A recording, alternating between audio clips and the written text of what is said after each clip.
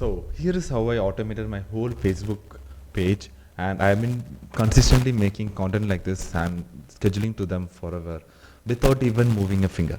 This is how you can also do this. The whole automation starts by a schedule trigger, then it will just fetch data, then it will update the sheet, the AI agent runs, then it will again update the sheet with the new caption and everything. Then again my OpenAI agent runs to create the output image. Once the output image JSON is created, here we are creating a signature, but it is just from a Cloudinary function. Once the OpenAI has created the image, which you're seeing it here, now it is uploading to Cloudinary, and now it got posted to my Facebook, and my sheet is also updated. So this is my input sheet, and if you see, as soon as one entry gets done, another one, the same entry gets deleted, and the same kind of another entry gets created inside the Facebook post page.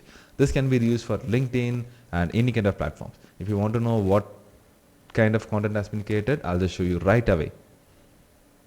See? So it's easy, right? You can also do this. So click on the link in the description and join to my community. I have posted this out for free. There is no entry fee or anything for the first to 500 members. Let's meet up there. Bye.